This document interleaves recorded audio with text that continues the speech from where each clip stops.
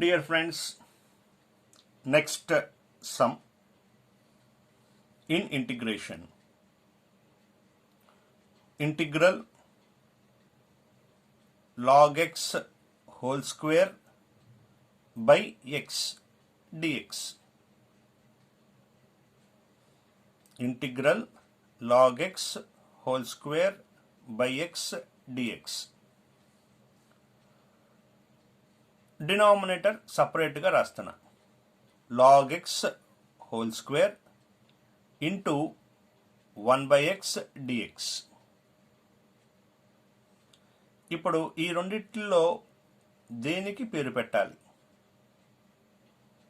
log xకి గనక పేరు పెడితే రిమైనింగ్ పార్ట్ ఇదంతా రావాలి. వస్తుందో రాదో చూద్దాం. Put log x equal to t. పేరు పెట్టంగానే ఇమీడియట్గా d by dx on both sides apply చేయాలి. So d by dx of log x equal to d by dx of t అంటే dt by dx. log x కి derivative 1 by x equal to dt by dx. Cross multiplication 1 by x dx equal to dt. 1 by x dx equal to dt. ఇదేగా remaining part. కాబట్టి పేరు పెట్టినవి ఏవైతే ఉన్నాయో అవి ప్రాబ్లంలో రీప్లేస్ చేయాలి. సో ఇంటిగ్రల్ log x కి పేరు t. So t square into 1 by x dx అంటే dt. ఇప్పుడు ఇది ఏ ఫార్ములాతో మ్యాచ్ అవుతుంది అంటే integral x power n integral x power n dx తో మ్యాచ్ అవుతుంది. అంటే x బదులు ఇక్కడ t ఉంది. x పవర్ nకి x power n plus 1 by n plus 1 రాసినప్పుడు మరి t పవర్ nకి t power n plus 1 by n plus 1 రాయాలిగా. కాబట్టి t power n 2. So 2 plus 1 3.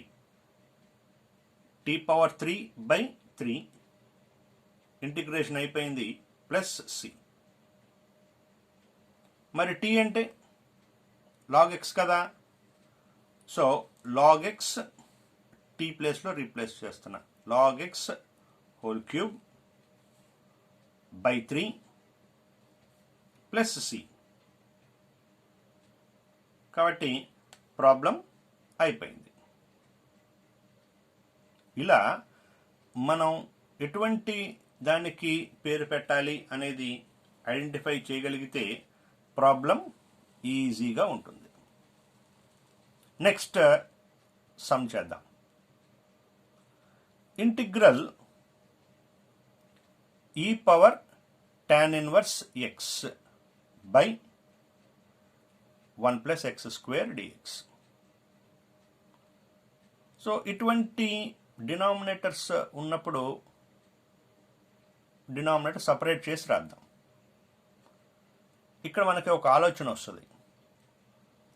Denominator ఉన్న ఫార్ములా ఇలా f dash x by f of x, f dash x by f of x లాగా ఉందేమో.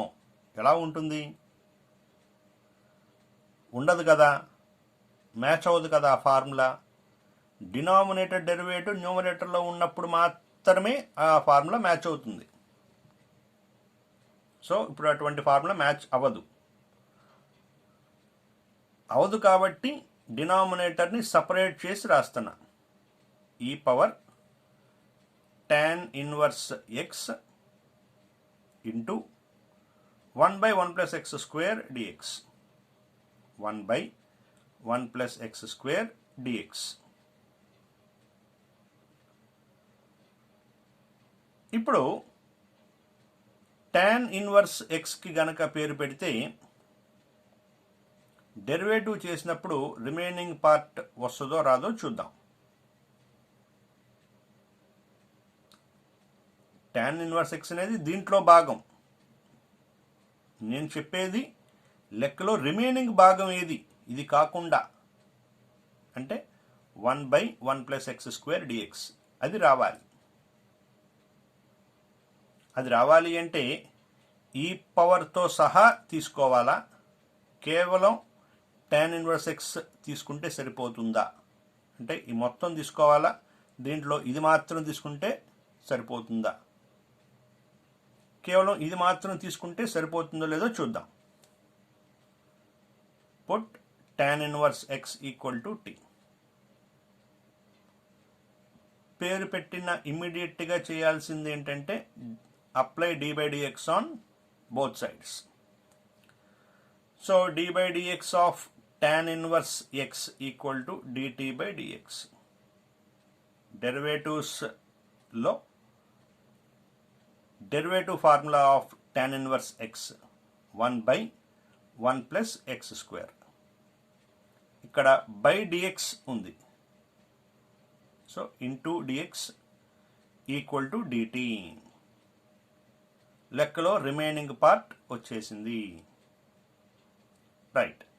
ఇప్పుడు ఇవన్నీ ప్రాబ్లంలో రిప్లేస్ చేద్దాం. ఇంటిగ్రల్ ఈ పవర్, దీనికి పేరు t, రిమైనింగ్ దానికి 1/1 + x² dxకి dt అని వచ్చింది. ఇప్పుడు చూడటానికి e⁻x dx లాగా ఉంది. Integral e⁻x dx. So formula e⁻x + c. మరి t అంటే e power tan inverse x, t అంటే అదే కదా, plus c. So further simplification ఏమీ లేదు కాబట్టి దీంతో ఈ ప్రాబ్లం అయిపోయింది. నెక్స్ట్ ప్రాబ్లంని ట్రై చేద్దాం.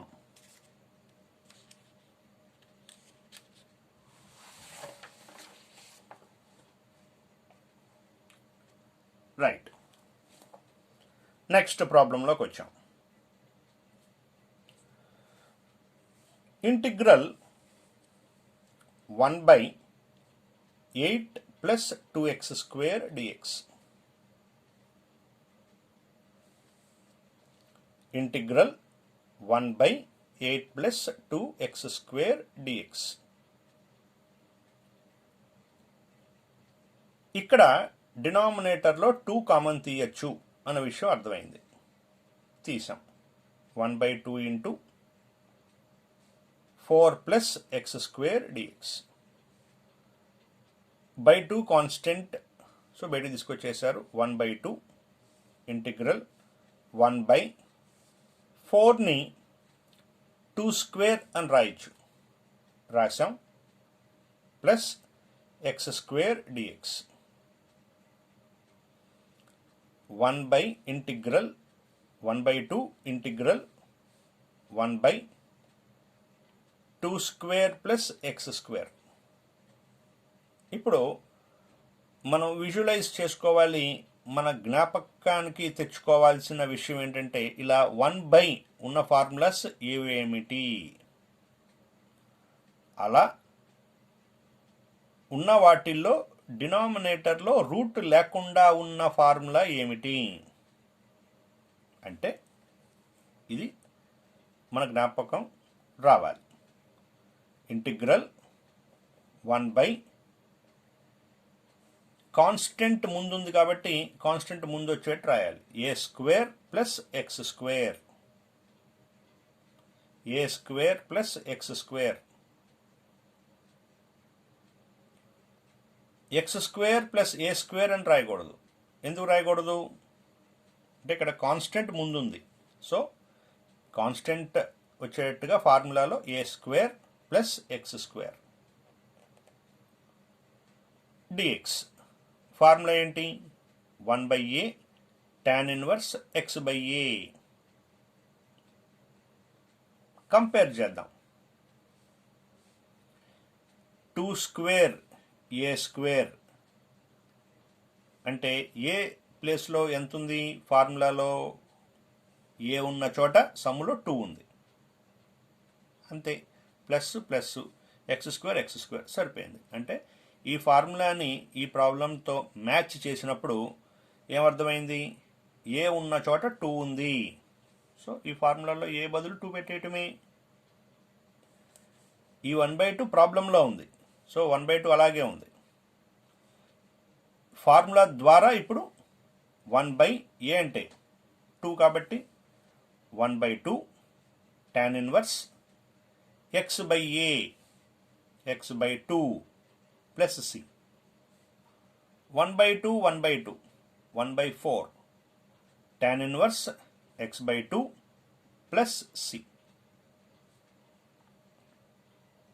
So problem is over.